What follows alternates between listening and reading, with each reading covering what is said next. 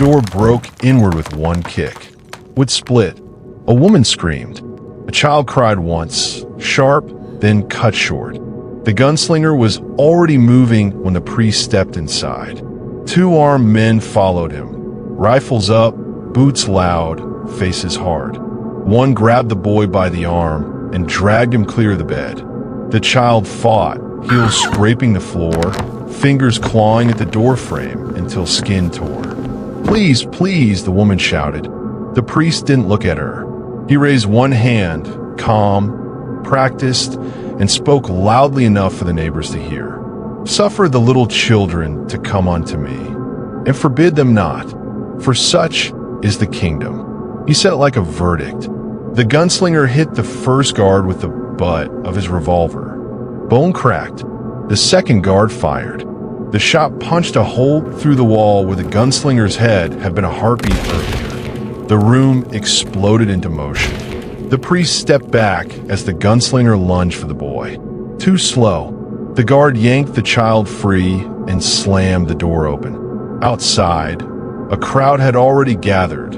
Men watching, women silent, no one stepping forward. The priest pointed upriver. "Take him," he said, before doubt spreads. The gunslinger fired. The bullet tore through the priest's sleeve and buried itself in the doorpost behind him. Splinters sprayed. The crowd screamed and scattered. The priest staggered, but didn't fall. He looked at the gunslinger for the first time. Not afraid, disappointed. "Obedience," he said, blood running down his arm, "is better than sacrifice." The guards dragged the child away. The boy screamed the gunslinger's coat color. The sound ripped through the street until distance swallowed it. Rifles snapped up around him. The gunslinger froze, chest heaving, gun still raised. He could kill one, maybe two. He could not kill a town. The priest turned and walked after the child, already reciting another verse. Louder now, loud enough to drown out what people didn't want to hear. The gunslinger stood in the wrecked doorway, smoke stinging his eyes, heart hammering, hands shaking with rage. That was the moment he decided. Not to plead, not to warn, to burn this thing down, or die trying. The gunslinger didn't follow the priest. He followed the sound. Upriver wasn't a direction you got wrong. The road narrowed, trees pressing in, mud dark and slick from feet that passed too often for honest work.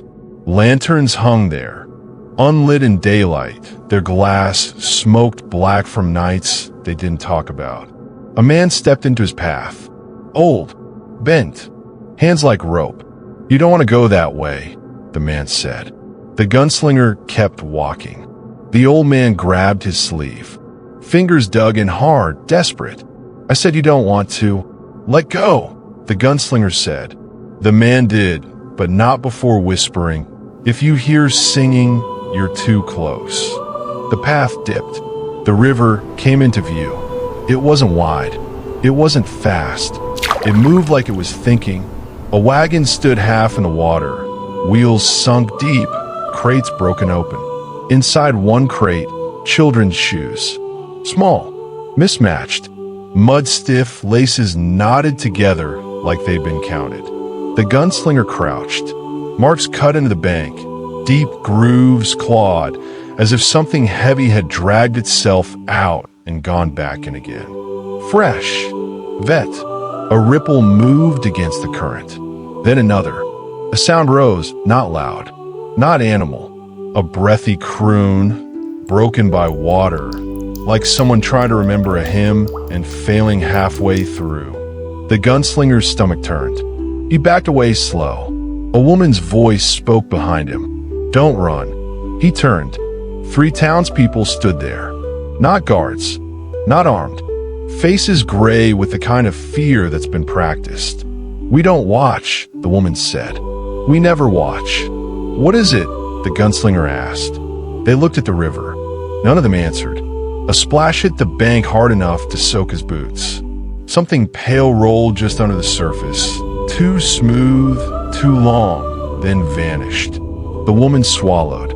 It keeps the water low, keeps the sickness away, keeps the fires from spreading. And the children? The gunslinger said, her jaw clenched. It prefers them. A shout echoed upriver. The priest's voice, clear, steady, certain. The Lord giveth, and the Lord taketh away. The singing rose again, closer now, answering him. The townspeople stepped back as one. That's as far as we go, the woman said. That's as far as anyone goes. The gunslinger watched the river churn where no wind touched it. He understood then why the priest misquoted scripture. You didn't need truth to feed a thing like that. You needed obedience. He turned away from the river and headed back toward town, toward the church, toward the one thing the priest had forbidden anyone to touch. Because whatever lived upriver wasn't the town's secret anymore. It was his problem. They held it behind the church, not inside. Inside was for Sundays. This was done where the river bent close enough to listen. The gunslinger reached the tree line as the chanting started. Low, uneven, spoken by men who had memorized the sounds, but not the meaning. Lanterns burned with their wicks turned down, light smeared yellow across mud and water. The child was tied to a wooden frame set half in the river. Wrists bound, ankles bound, rope already dark where skin had rubbed raw. The priest stood barefoot at the water's edge. His sleeve was still torn where the bullet had passed. Blood had dried there, stiff and black. He had wrapped the arm in linen marked with inked verses, letters crooked, written in haste. He raised a hand. The chanting stopped immediately. The water remembers, the priest said. It remembers hunger. It remembers obedience. The gunslinger crouched lower, hand tight on his revolver. Two guards stood between him and the frame. More behind them, rifles loaded, faces set. No hesitation left in them now. The priest opened a leather-bound book. Not a Bible, something older. The pages were swollen from damp. Names were written inside, not in ink, but scratched, gouged deep enough to tear fibers. He began to read, "And whom the Lord loveth, he giveth up, that many may be spared." The words were wrong, twisted, deliberate. The water shifted, not a wave, a pull. The surface dipped around the frame, lowering, exposing something pale beneath. Smooth skin stretched too tight over a shape that did not belong to any animal the gunslinger had ever seen. The child cried out. The sound carried across the river and came back wrong, slower, dragged, as if something else were trying to learn it. The priest stepped closer to the frame and placed his hand on the child's head. "Be still," he said gently. "You are keeping us." The gunslinger moved. A guard caught it, just the scrape of a boot against stone. Rifle snapped up, fingers tightened. The priest did not turn. He cut his palm with a small knife and let the blood drip into the river. The water surged. Hard. The frame shuddered as something pulled from below. Rope groaned. Wood cracked. The chanting started again, louder now, panicked, voices breaking as the river rose around their boots. The gunslinger fired. One shot. The guard nearest him dropped, screaming, knee shattered. Another swung his rifle around. The gunslinger hit him with a second shot, center mass, and the man fell backward into the mud. Chaos exploded. The priest finally turned. His face was lit from below by the water, eyes wide, not with fear, but awe. "It's too late," he shouted over the noise. "You can't stop what keeps us alive." The river answered him. Something broke the surface. Just a glimpse, pale flesh, a curve like a spine, a mouth opening where no mouth should be. The child screamed. The gunslinger ran, straight at the frame. Gun empty. Hands out. The guards fired. Wood splintered around him. Mud kicked up. Pain tore across his ribs as a round clipped him, spun him sideways. But he kept moving. The priest shouted scripture again, louder, desperate now, trying to keep control. The gunslinger reached the frame, gripped the rope, pulled. It didn't give.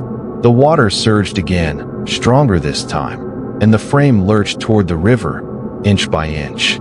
The gunslinger locked eyes with the child. "I'm here," he said. He didn't know if that was true. The water roared. The chanting broke into screams. And behind it all, The priest's voice cracked, not in prayer, but command. "Hold him." Hands grabbed the gunslinger from behind. The frame tipped.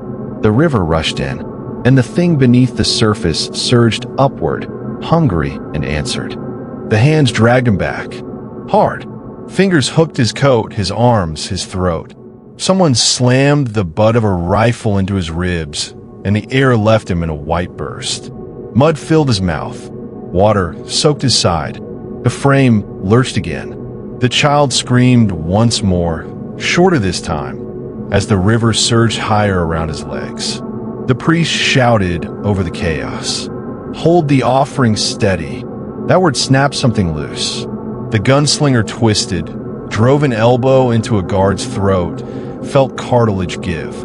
Another man grabbed his hair and yanked his head back. The world narrowed. That was when his hand hit bone. Cold, sharp, unmistakable. He tore it free from inside his coat and slammed it into the mud. The sound it made was wrong. Not a crack, not a thud, a shriek, high and metallic like iron dragged across teeth. Every lantern shattered at once. Glass burst outward. Darkness dropped hard. Men screamed as light vanished, and something else rushed in to take its place. The bone screamed again. The river recoiled. Water pulled away from the frame as it burned, exposing pale flesh beneath. Too much of it now. Writhing, folding over itself, skin splitting where it bent. Men staggered, clutching their heads. Blood ran from ears. Eyes rolled white. Rifles fired wildly into nothing. The thing in the river thrashed, a sound tearing out of it like wet stone grinding together. The surface boiled. Waves slammed the bank hard enough to knock men off their feet. The gunslinger stood, barely. The bone burned in his hand now, heat biting into his palm, veins along his arm standing out dark and thick. Every scream around him layered on top of another. Guards, townsmen, the thing in the water, all of it folding into one unbearable noise. The priest dropped to his knees. He clutched his head and screamed scripture into the mud. "Be silent," he shouted. "Be still. Be fed." The bone answered him. A pressure wave ripped outward. Men were thrown back like dolls. One hit a tree and didn't get up. Another fell into the river and vanished beneath the surface, screaming cut off instantly. The frame snapped. Rope fibers exploded apart. The child dropped sideways into the mud as the river surged again, angrier now, wounded.